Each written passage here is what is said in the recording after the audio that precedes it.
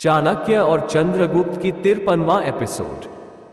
मगध के राजमहल में चबूतरे के किनारे खड़े होकर मुरा नीचे कूदने ही वाली थी कि शंभुनाथ ने उसका हाथ पकड़ लिया और गुस्से में बोले, मुरा, ये क्या करने जा रही हो तुम?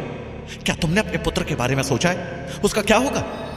मुरा अपना हाथ छुड़ाने की कोशिश करती हुई बोली, छोड़ दीजिए मंत्री जी, मैं मर जाना चाहती हूं। मेरा पुत्र तो मुझे अब मिलने वाला है नहीं, मैं जीवित रहकर क्या करूंगी? शंभुनाथ हैरान होकर बोले, क्या कह रही हो तुम? किसने कहा तुमसे कि तुम्हारा पुत्र नहीं मिलने वाला? मुरा बोली, मेरे पुत्र को ढूंढने वाली आखिरी कड़ी तो मर चुकी है, अब कौन बताएगा मेरे पुत्र का पता?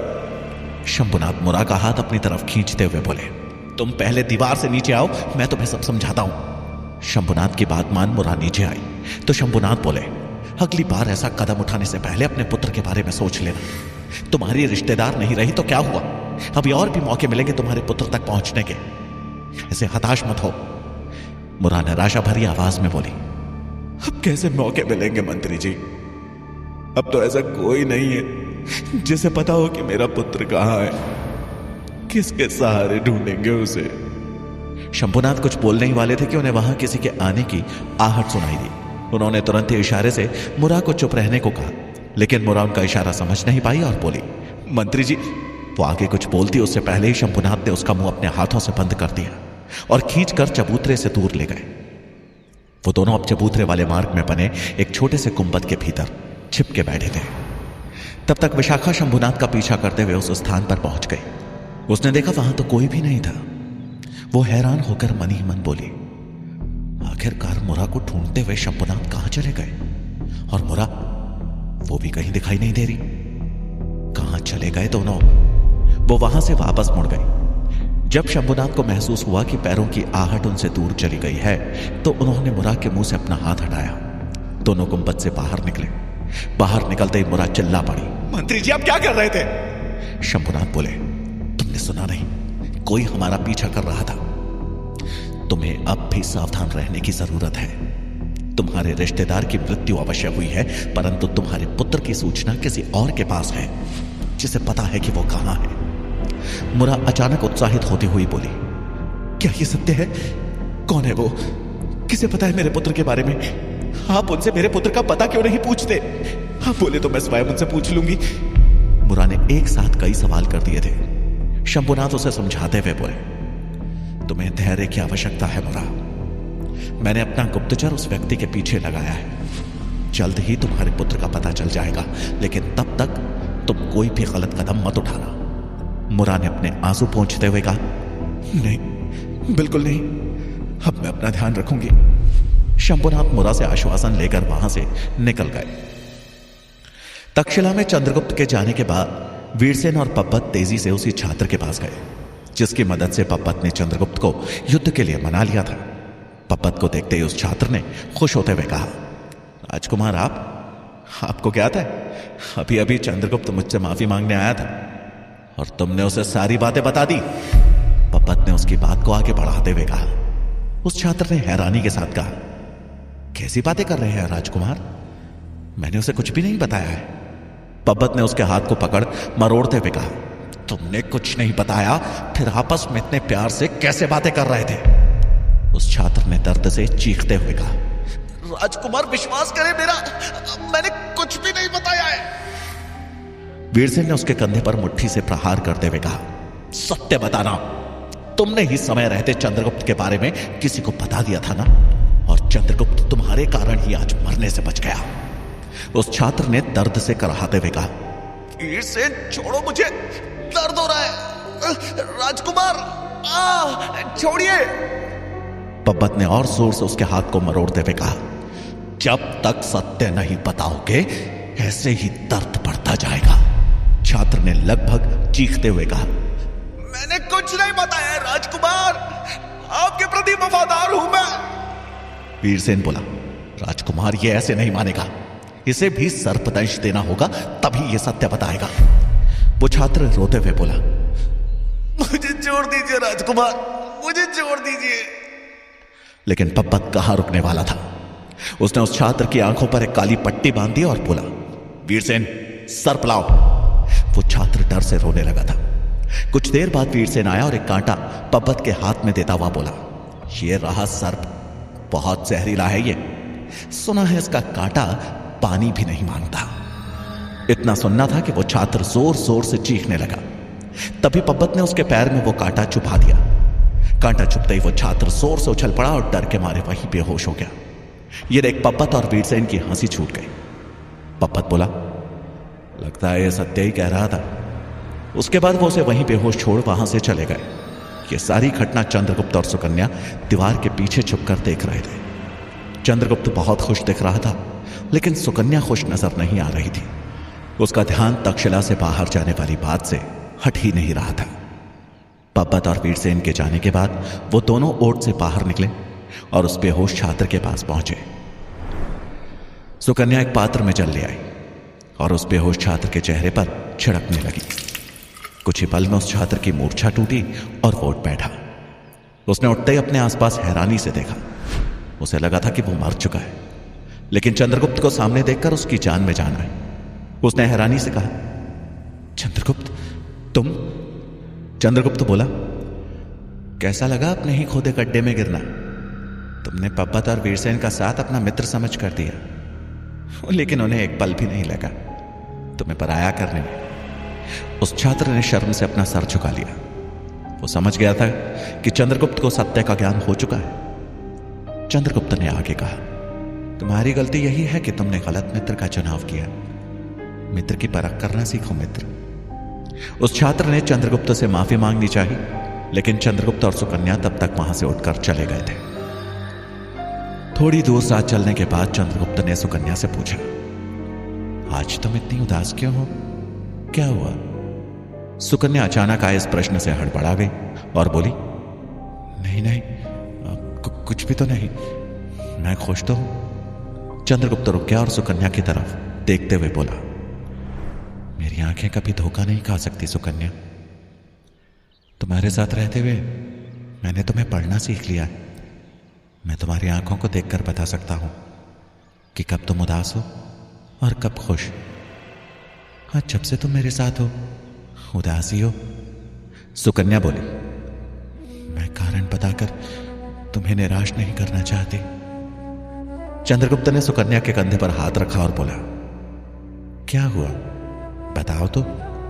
सुकन्या बोली, मुझे तक्षशिला से बाहर जाना होगा। चंद्रगुप्त ये सुनते ही हैरान रह गया। जहां सुकन्या चंद्रगुप्त से दूर जा रही थी, वहीं मुरा के पुत्र तक पहुंचने की कोशिश में सेनापति भुजंग मन्ना देव के गांव पहुंच चुके थे। मन्ना देव का गांव मगध से बाहर था। भुजंग मन्ना देव के घर पहुंचे और वहां काम कर रहे एक आदमी से मन्ना देव के बारे में पता किया, तो उसने बताया कि मन्ना देव और उनकी पत्नी कुछ दिनों के लिए बाहर गए हैं। उन्होंने उस व्यक्ति से पूछा, क्या तुमने किसी बच्चे को देखा है जिसे मन्ना देव कुछ साल पहले लाया हो? उस व्यक्ति ने कहा, सेनापति जी, यहां तो सैकड़ों गुलाम कार्य करते हैं और मन्ना देव आए दिन किसी ना किसी बच्चे को यहां लाकर गुलाम बनाते रहते हैं। उस बच्चे के बारे में सिर्फ मन्ना देव ही बता सकते हैं। भुजंग वहां से निराश होकर एक बर्तन बनाने वाली दुकान के पास रुके, जो मन्ना देव के घर के पास ही थी। उन्होंने उससे भी पूछा, क्या तुम्हें ज्ञात है कि मन्ना देव कहां गए हैं? उस दुकान वाले ने कहा, नहीं सेनापति जी, उनके जाने के बारे में किसी को जानकारी नहीं होती है। वो कब और कहां जाते हैं किसी को भी ज्ञात नहीं। भुजंग ने कुछ सोचते हुए कहा, ठीक है, तो उनके यहां आने के बाद तुम मुझे सूचना दे सकते हो। उस दुकानदार ने एक नजर घोड़े पर सवार भुजंग को देखा और फिर बोला, सेनापति जी, अब मैं इतनी दूर सूचना देने आऊंगा तो मेरा नुकसान हो जाएगा। सेनापति उसके इशारे को समझ गए और एक सिक्कों से भरा थैला उसकी तरफ फेंकते हुए बोले, ये रहा तुम्हारे कुछ बर्तनों का मूल्य, तुम्हारी मासिक कमाई से भी ज्यादा। इसके बदले हमें सूचना सही समय पर मिल जानी चाहिए। सिक्के देखकर वो दुकानदार खुश होता हुआ बोला, अपनी कमाई की सौगंध सेनापति जी, पहिए की गति से भी तेज आप तक सूचना पहुंच जाएगी। श्वेतबाहु वहां देरी से पहुंचा, लेकिन उसने सेनापति को उस दुकानदार को सिक्के देते हुए देख लिया था और उनकी बातें भी सुन ली थी। उसने सेनापति के वहां से जाने की प्रतीक्षा की और उनके जाते ही उस बर्तन वाले की दुकान पर पहुंचा। एक नए घुड़सवार को देख उस दुकानदार ने पूछा, देव, आपको क्या चाहिए? श्वेत बाहु ने सीधे मुद्दे पर आते हुए कहा, सूचना। मन्ना देव कहां है? उस दुकानदार ने वही बात दोहराई जो उसने भुजंग को बताई थी। तब श्वेत बाहु बोला, क्या उनके आने की सूचना मुझे दे सकते हो? उस दुकानदार ने मुस्कुराते हुए कहा, हर एक चीज का मूल्य होता है देव। श्वेत बाहु ने उसकी तरफ सेनापति की तरह ही सिक्के से भरी एक पोटली फेंकी और बोला, सूचना की गति क्या होगी? दुकानदार ने सिक्कों को गिनते हुए कहा, पहिए की गति देव। श्वेत बाहु समझ गया कि उसकी सूचना सेनापति के पास पहुंचेगी। उसने एक और सिक्कों से भरी पोटली उस दुकानदार की तरफ फेंकी। उस दुकानदार ने मुस्कुराकर श्वेत बाहु की तरफ देखा और बोला, आपकी सूचना अब तक हवा के वेग से पहुंच जाएगी। श्वेत बाहु बोला, सूचना मंत्री शंभुनाथ के घर पहुंचनी चाहिए। अगर मेरे साथ धोखा किया तो? उस दुकानदार ने उसकी बात काटते हुए कहा, प्रश्न ही नहीं उठता देव। हमें लक्ष्मी बहुत प्यारी है। श्वेत बाहु ने एक नजर तसल्ली से उसकी ओर देखा और फिर वहां से चला गया। सुकन्या तक्षशिला से जाने को तैयार हो चुकी थी। उसने अपने सभी वस्त्र और खाने की सामग्री एक पोटली में भर ली थी। उसने उस मिट्टी के खिलौने को हाथ में लिया जिसे चंद्रगुप्त बाजार से उसके लिए ही लाया था। वो एक भिष्टी का खिलौना था। उसे याद आ रहा था कि चंद्रगुप्त ने उसे उस खिलौने को देते हुए कहा था, पता है मैं तुम्हें यह खिलौना क्यों दे रहा हूं? सुकन्या ने भी उस खिलौने को हाथ में लेकर बड़े प्यार से कहा था। क्यों? चंद्रगुप्त ने समझाते हुए कहा था, भिष्टी वो होता है जो चमड़े के थाले में पानी ढोता है, मतलब लोगों की प्यास, उनकी उम्मीद को अपनी पीठ पर ढोता है। तुम भी मेरे लिए उस भिष्टी की तरह ही हो। मैं जब तुम्हें देखता हूं तो मेरी उम्मीद तुमसे जुड़ी हुई लगती है। मैंने भले ही अपने परिवार को नहीं देखा है, लेकिन तुम्हें देखता हूं तो इसी उम्मीद में जीता हूं कि तुम मेरे ही परिवार का हिस्सा हो। यह सोचते हुए सुकन्या की आंखें नम हो गई। उसने भिष्टी वाले उस खिलौने को चूम लिया और अपनी पोटली में भरते हुए मन ही मन कहा, यह तुम्हारी निशानी है चंद्र, जिसे लेकर मैं जा रही हूं। मैं इसे कभी भी अलग नहीं करूंगी, मरते दम तक। वो उदास मन से आश्रम से बाहर निकले। आचार्य चाणक्य, चंद्रगुप्त और सूरजमल उसके पीछे पीछे निकले। सुकन्या ने अभी तक चंद्रगुप्त को कारण नहीं बताया था।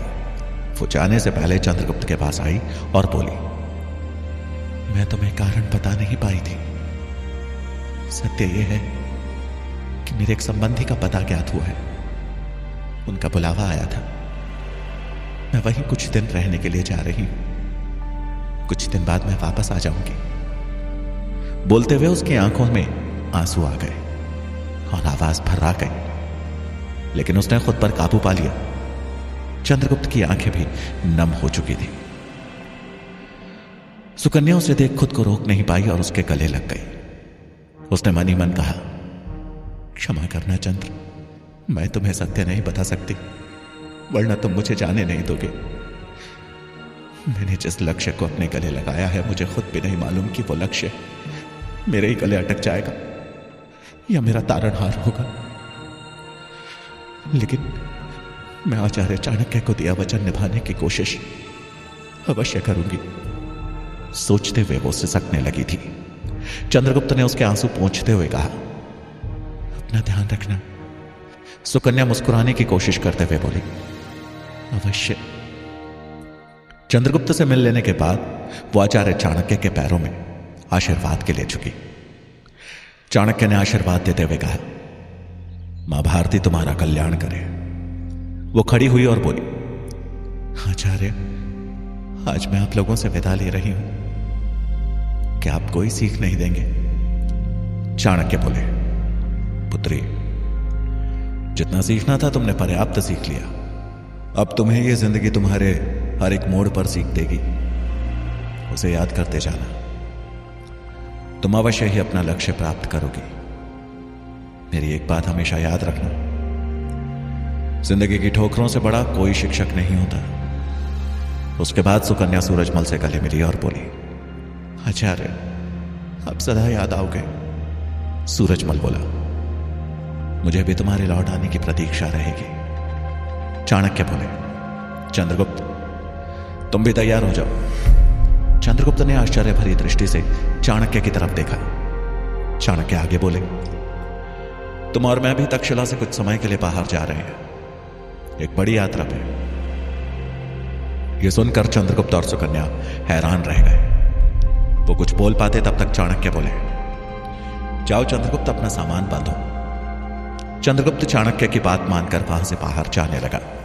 उसने एक अंतिम बार सुकन्या की तरफ देखा और वहां से बाहर निकल गया। उसको देख सुकन्या ने किसी तरह अपने आंसू छिपाए और वहां से जाने के लिए आगे बढ़ गई। सुकन्या के जाने के बाद चाणक्य सूरजमल के नजदीक गए और धीरे से बोले, सुकन्या पर हमेशा एक साए की तरह नजर बनाए रखना, उसे कोई हानि ना पहुंचाने पाए। सूरजमल ने उनकी आज्ञा मान ली और सुकन्या के पीछे जाने की तैयारी करने लगा। तक्षशिला में जहां सुकन्या और चंद्रगुप्त दोनों ही विश्वविद्यालय से विदा ले रहे थे, वहीं मगध में राजहंस भी शंभुनाथ के कहने पर तक्षशिला के लिए निकलने वाला था। शंभुनाथ के कहने पर राजहंस अमात्य से मिलने उनके कक्ष में आया। उसे देखते ही अमात्य ने उससे पूछा, राजहंस, मालकेतु का कुछ पता चला, कोई सूचना? राजहंस बोला, नहीं महामंत्री जी, मालकेतु के बारे में कोई भी सूचना नहीं है। मैं आज तक्षशिला के लिए प्रस्थान कर रहा हूं। क्या आचार्य गजानन के लिए कोई विशेष संदेश है? तभी अचानक एक पत्थर कक्ष की खिड़की से उड़ता हुआ अंदर आया और अमात्य के पैरों के पास आ गया। अमात्य डर कर उठ खड़े हुए। उनकी नजर उस पत्थर पर गई जो एक सफेद कपड़े पर लिपटा था। अमात्य ने तुरंत ही उस पत्थर को उठाया और उस कपड़े को उससे अलग किया। उस सफेद कपड़े में एक संदेश लिखा हुआ था। अमात्य उस संदेश को पढ़ने लगे और संदेश को पढ़ते ही वो चौंक गए। आखिर उस कपड़े में ऐसा क्या संदेश लिखा था जिसे पढ़कर अमात्य के चेहरे का रंग उड़ गया? आचार्य चाणक्य चंद्रगुप्त को कहां लेकर जाने वाले हैं? क्या होगा कहानी का अगला पड़ाव? जानने के लिए सुनिए चाणक्य का अगला भाग